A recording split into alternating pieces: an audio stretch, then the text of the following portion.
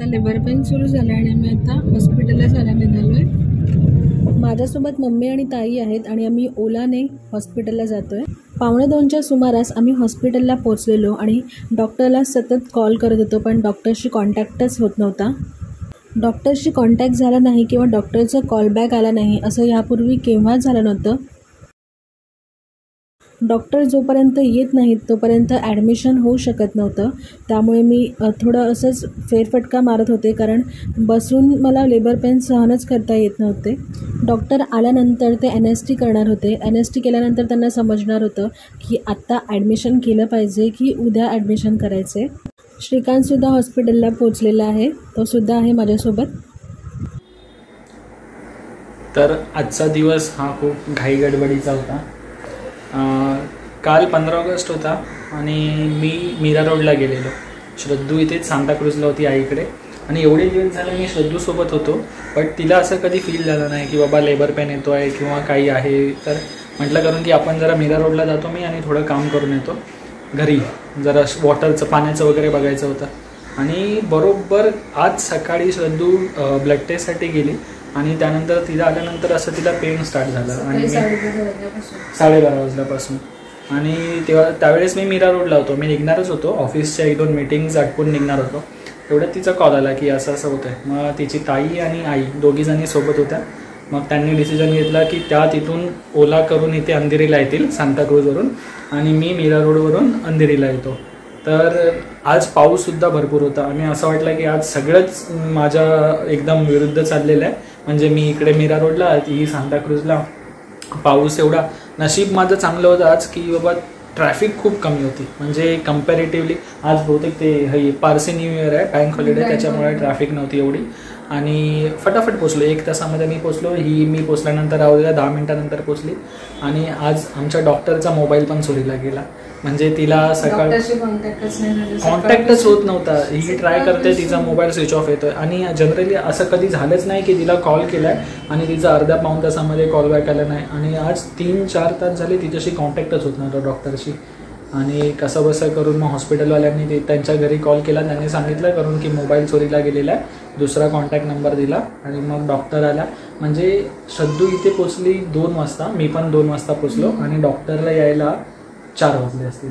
4 वाजले म्हणजे बाळाची NST केलेली. हां, आम्ही आल्यानंतर इथे साखळकर हॉस्पिटल आहे, Sakhalkar maternity and nursing home. तर तिथे डॉक्टर होते, त्यांनी NST वगैरे केलं, सर्व नॉर्मल आहे. बाळाचे हार्टबीट्स आणि काय ECG वगैरे सर्व नॉर्मल होता. मग डॉक्टर आले, डॉक्टरांनी चेक केलं आणि मग आता आम्ही इथे श्रद्धूचं ॲडमिशन झालेलं आहे. डिलिव्हरीच्या काळात फक्त 5% त्याच अनबिअरेबल आहे सिरियसली. म्हणजे विचार करायची एक गोष्ट आहे की स्त्रियांना कुठच्या पेनमधून जावं लागतं डिलेव्हरीसाठी. पूर्वीच्या लेडीज 3, 4, 5 मुलांना जन्म द्यायच्या, हॅट्स ऑफ आहे त्यांना. आत्ता म्हणजे जेव्हा तुम्ही पुरुष एखाद्या स्त्रीबरोबर लग्न करून जेव्हा बाप होणार असतो तेव्हा त्याला कळतं की त्या स्त्रीचं दुःख काय असू शकतं. जी प्रेग्नन्सीसाठी म्हणजे जिला लेबर पेन येत आहेत आणि तिची आता डिलेव्हरी असणार आहे, त्या स्त्रीचं दुःख तेव्हा कळतं त्या माणसाला जेव्हा तो तिचा नवरा असतो, ते तिच्यासोबत असतो, तेव्हा त्याला कळतं. आणि मग तेव्हा रिअलाईज होतं की बाबा ह्या सर्व गोष्टी काही साध्या नाही आहेत, खूप डिफिकल्ट आहे ह्याच्या थ्रू जाणं. आता तुम्ही श्रद्धूकडे बघतच असाल, तिला बसायलासुद्धा होत नाही आहे. मग मी तुम्हाला थोड्या वेळानंतर एक रूमची डोर देतो. सध्या जरा तिला रिलॅक्स करूया. ओके.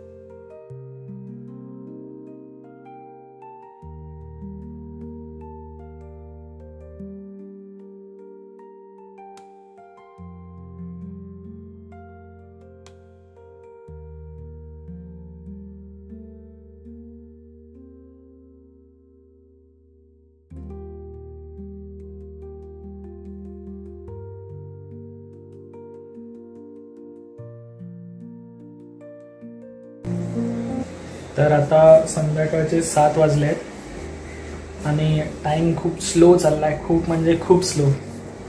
श्रद्धू राऊंड मारते आहे बघा. कॅमेरा फ्रंट कॅमेरा चालू केला आहे. तिला ॲक्च्युली बसायला किंवा झोपायला जराही होत नाही आहे, खूप त्रास होतो आहे. श्रद्धू अजून 10 ते 15 तास आपल्या बाळ आपल्यासोबत दिसते. हो, आणि ते 10 ते 15 तास घालवणं खूप इम्पॉर्टंट आहे.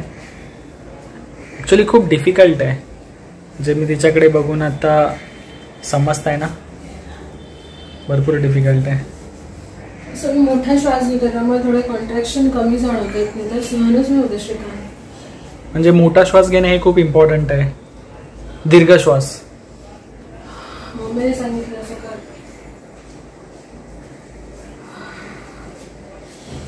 पण पेन करता आहे, पूर्ण पेन करते. पुढे पुढे पेन करतं का? पुढेच पेन करते, फक्त पोट पेन करते. अच्छा. डॉक्टर तर बोलले अजून 100% पेन सहन करायचं, बाकी फक्त 5% पेन आहे. 5% हे 100% काय असेल विचार करा.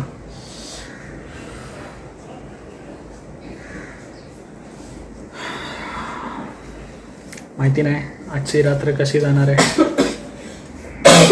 काल रात्रभर पण झोप नाही आली श्रीकांत. काल रात्री झोप नाही आली तिला. आज रात्री 3 तास झोपली आहे. 3 तास झोपायलाच होत नव्हतं, त्याची बॉडी तेव्हा प्रिपेअर होत होती. म्हणजे तुम्ही बघा ना, बाईला जे मातृत्व मिळतं त्याच्यासाठी तिला खूप कष्ट बोलू शकतो आपण, मेहनत ह्याच्यातून जावं लागतं.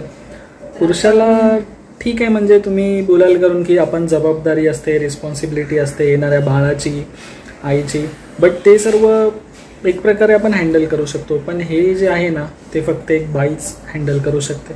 सिरियसली सहनशक्ती फक्त स्त्रीलाच दिली.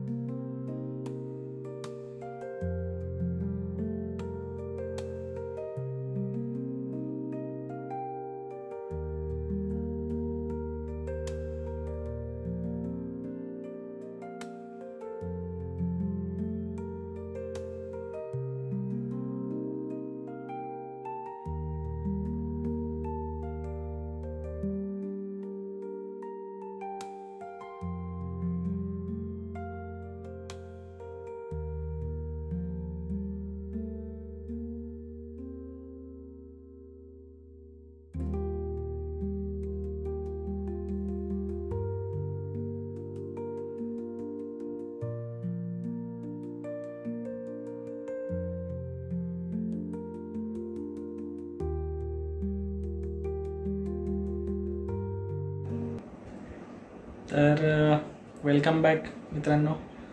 तर लास्टची फ्रेम तुम्ही जी पाहिलेली ती 16 तारीख उलटून गेलेली, 17 तारीख चालू झालेली रात्री 1ची. तेव्हा म्हणजे रात्री 1 वाजता श्रद्धूला अजून लेबर पेन स्टार्ट झालेले आणि मग त्याच्या पुढे ना रेकॉर्ड करायला काही सुचत नव्हतं. ऑलरेडी ती खूप पेनमध्ये होती. दुसऱ्या दिवशी सकाळी 17 तारखेला तिला 7 वाजल्यापासून अजून लेबर पेन स्टार्ट झाले जास्त जोराचे. मग डॉक्टरांनी NST वगैरे केली आणि NSTमध्ये जे लेबर पेनचा ग्राफ असतो तो ग्राफ वाढलेला होता, बऱ्यापैकी वाढलेला होता, बरोबर. आणि मग डॉक्टरांनी म्हटलं करून की आपण एक 10-11 वाजेपर्यंत थांबूया, बघूया NST नंतर जे पिशवीचं तोंड आहे ते किती उघडतं आहे. मिनिमम 10 सेंटीमीटर तरी असायला पाहिजे डिलिव्हरीसाठी, नॉर्मल डिलिव्हरीसाठी. आणि मग 11 वाजून गेले तेव्हा त्यांनी चेक केलं तेव्हा कळलं की फक्त 3 सेंटीमीटरच ओपन झालेलं पिशवीचं तोंड आणि अजून 6 ते 7 तास लागणार होते. लागू शकतात किंवा त्याहूनही जास्त लागू शकतात, पण लेबर पेन इतके होते की सहन करण्याची बिलकुलही ताकद नव्हती. तर आम्ही आणि डॉक्टरांनी सांगितलं करून की 6 ते 7 तास तुम्ही थांबाल सुद्धा, म्हणजे टोटल 30 तास झाले असते. जर का 6 तास अजून थांबलो असतो तर 30 तास झाले असते. हो, 23 तास आम्ही थांबलेलो. आणि त्या 23 तासांमध्ये शेवटचे जे 6 तास होते ते तिच्यासाठी असह्य होते अगदी, म्हणजे रडायला आलेली ती भरपूर. मग डॉक्टरांनी आणि सांगितलं करून की अजून थोडा वेळ थांबू, पण 50-50% चान्सेस आहेत नॉर्मल डिलिव्हरीसाठी. मग त्यावेळी आम्ही डिसिजन घेतला की अजून आता जास्त थांबायला नको, आपण सिझेरियन डिलिव्हरी करूया. आणि तसं इन्फॉर्म केलं डॉक्टरांना. म्हणजे हे सर्व रेकॉर्ड केलं नाही कारण की जरा टेन्शनमध्ये होतो आम्ही. आणि मग 1:08 आमच्या बाळाने जन्म घेतला. डॉक्टरांनी सी सेक्शन केलं. सिस्टरांनी बाहेर येऊन सांगितलं करून की तुम्हाला मुलगी झालेली आहे, अभिनंदन खूप खूप तुमचं. आणि मग तसेच आमचे फोन चालू झाले सगळ्या नातेवाईकांना इन्फॉर्म करायला, हॅलो मुलगी झाली करून. आणि घरचे पण सुद्धा एकदम खुश झाले करून की अरे वा वा वा खूप छान, म्हणजे लक्ष्मी आली पहिलं, असं सगळ्यांचे रिॲक्शन होते. आणि खूप इमोशनल, म्हणजे मी जेव्हा तिला हातामध्ये घेतलं ना, मला ॲक्च्युली हॉस्पिटलवाल्यांना विचारावं लागेल तुम्हाला, म्हणजे माझ्या ह्याच्यासाठी आपला एक आठवण म्हणून की बाबा माझे रिएक्शन काय होती जेव्हा माझी मुलीला. कोणी नव्हतं सोबत, फक्त मम्मी होती. तर त्यामुळे श्रीकांतचे रिॲक्शन मला कॅप्चर करायचे होते, पण ते पॉसिबलच नाही झाले कारण की अचानक आम्ही सी सेक्शनला गेलो तर ते अजिबात कोणीच व्हिडिओ काढायला अवेलेबल नव्हतं. सी सेक्शन चालू असताना मनामध्ये मला सुद्धा पाहायचं होतं की श्रीकांतचे एक्सप्रेशन काय होते, पण सगळ्यांकडून ऐकलं श्रीकांत खूप रडला, खूप इमोशनल झाला, खूप म्हणजे खुशीचे असू होते माझे, आपण बोलतो ना. हो, नशिबाने मिळते सगळ्यांना. तर असा सगळा एक तो 17 तारखेचा प्रवास होता दुपारपर्यंतचा. आणि मग दुपारनंतर बरेचसे नातेवाईक येऊन, म्हणजे इवन माझ्या घरचे, श्रद्धूच्या घरचे सगळेजण येऊन बाळाला आणि आईला भेटून गेले, त्यांना शुभेच्छा दिल्या, आशीर्वाद दिले. आणि मग 17 तारीख आमची त्याच्यामध्येच गेली. 18 तारखेला काल आम्ही दोघांनी टाइम स्पेंड केला थोडा बेबीसोबत. हो, आणि मला थोडी सर्दी झालेली होती तर मी एन्जॉय केला आम्ही आमच्या बाळासोबत. हो, मग मी मास्क लावूनच होतो पूर्ण दिवसभर काल. श्रीकांतची तब्येत पण बिघडली त्यातच, बाळाला घेऊ पण शकत नव्हता, तो लांबूनच पाहत होता. आज बरं वाटतंय मला. काल मी डॉक्टरांकडे गेलेलो. आज 19 तारीख आहे बाय द वे, म्हणजे 18. एक दिवस आमचा काल बाळासोबतच गेला पूर्ण. त्याला 9 महिन्याचा प्रवास खूप छान होता, खूप सुंदर. वाट बघितल्यानंतर आमचं बाळ आमच्याकडे सुरक्षित आलेलं आहे.